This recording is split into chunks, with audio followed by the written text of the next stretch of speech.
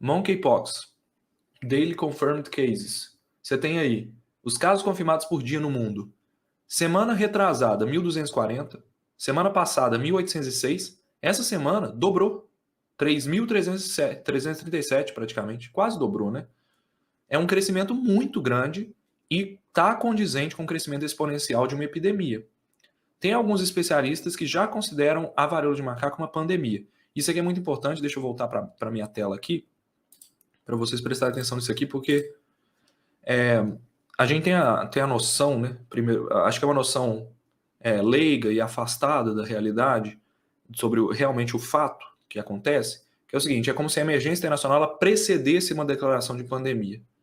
A gente tem essa noção, né? A primeiro precisa declarar a emergência antes de declarar a pandemia. A declaração de emergência é uma declaração que tem um efeito legal muito mais forte do que uma declaração de pandemia. Uma declaração de pandemia é uma constatação técnica de um fato que está acontecendo no mundo. A varíola de macaco já é uma pandemia. Ela já é. Tecnicamente, ela já está causando epidemias locais. Você já tem surtos em vários países. Ela só não foi declarada uma pandemia ainda pela OMS, porque você precisa ter transmissão comunitária em vários países e principalmente em todas as regiões geográficas da OMS. Então ela não foi declarada. Tecnicamente, você tem elementos para poder falar que ela é uma pandemia. Entendeu? Dá para você fazer essa interpretação. Então tem muita gente pedindo para que seja declarada a pandemia. Ela ser declarada pandemia ou não, não vai fazer muita diferença. Entendeu? Faz diferença no sentimento popular, né? Porque é a pandemia que é o pesado. Mas a emergência internacional é muito mais efetiva do ponto de vista de controle do que declarar uma pandemia, tá? Então, declaração de pandemia é uma declaração técnica baseada na epidemiologia. Declarar emergência de saúde pública é uma declaração técnico-jurídica que vai dar os mecanismos para os países tomarem medidas mais sérias. Por exemplo, lockdown. Não é o caso da varíola de macaco, tá? No caso da Covid, precisava ser declarada emergência para poder fazer lockdown, para você ter os mecanismos legais para estabelecer leis de lockdown. Entendeu? É baseado nisso que você estabelece. Então, essa é a diferença, tá? Não precisa de... A pandemia não é pior do que a emergência. Não existe isso, tá bom? Ela não é um caminho. Ah, declarou emergência, vou seguir, vou declarar pandemia agora. Não é assim, tá bom? A pandemia é uma declaração relativa à epidemiologia. Então são 3.337 casos, atualizados dia 23 de junho. É bastante caso, é um crescimento importante, é um salto, e provavelmente esse salto é devido a países europeus. Eu olhei a lista lá, principalmente Reino Unido, Portugal, tá? Espanha. Esses países aí estão tendo muito caso. A maioria dos casos acontecem em homens que fazem sexo com homens, ainda é o grupo de risco, tá?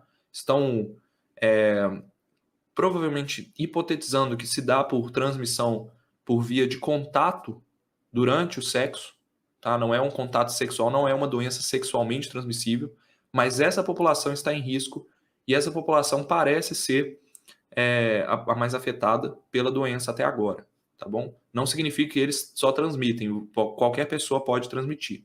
Outra coisa que, ouvindo a entrevista lá da doutora Clarissa Damaso falou, ela diz que as manifestações clínicas dessa doença estão um pouco diferentes da varíola humana e, às vezes, a varíola de macaco pode aparecer com poucas pústulas. Eu achei isso muito interessante porque não tinha nenhuma publicação sobre isso, é muito recente.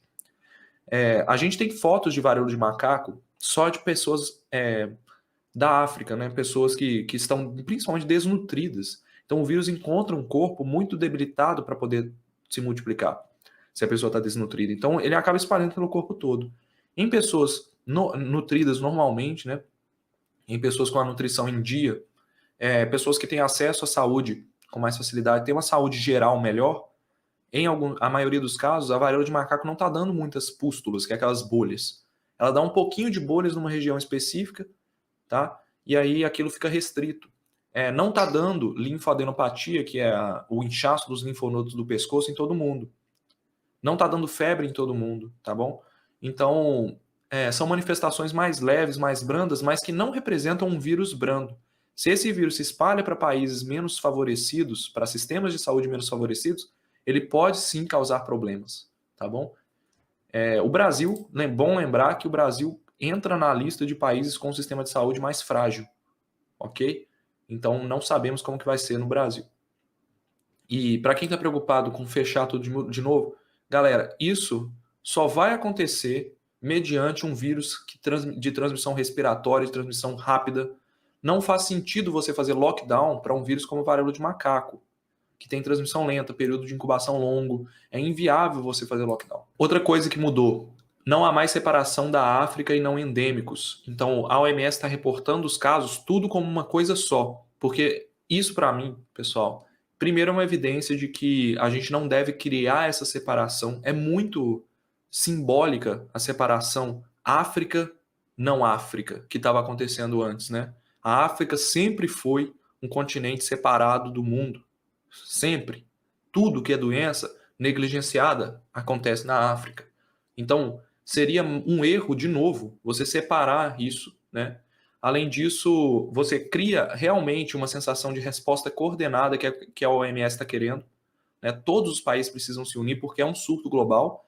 Isso, para mim, me traz uma evidência de que a OMS já enxerga potencial pandêmico na varíola de macaco. Entendeu? Dela juntar tudo isso. Quando você pega a lista do relatório lá, ela está crescendo. Cada dia tem um país novo detectando esse vírus. Beleza? É muito interessante que vocês vejam um trecho, mais ou menos aos 14 minutos do vídeo lá da coletiva da OMS, para vocês entenderem por que eu falei que a varíola de macaco já é uma emergência internacional. Nas palavras do diretor da OMS, ele disse: incomum, extraordinário, exige resposta internacional coordenada. Foram palavras usadas por ele e também que estão presentes no relatório da OMS que sai toda semana. Quando ele fala isso, bate um alerta na cabeça. Peraí, você, diretor Tedros, doutor Tedros, está falando que já é uma emergência. Você só não está declarando, entendeu? O risco é moderado, continua moderado, o relatório traz um tom de preocupação. Esse slide aqui eu até repeti da semana passada. E por que é uma emergência? Porque, olha só, a definição. Extraordinary event, public health risk, evento extraordinário, risco de saúde pública, potencialmente requer uma resposta internacional coordenada. Ele falou isso. Incomum, implicações para a saúde pública além dos estados afetados e resposta, ação imediata. Então, por que deve ser declarada? Por causa disso aqui, entendeu?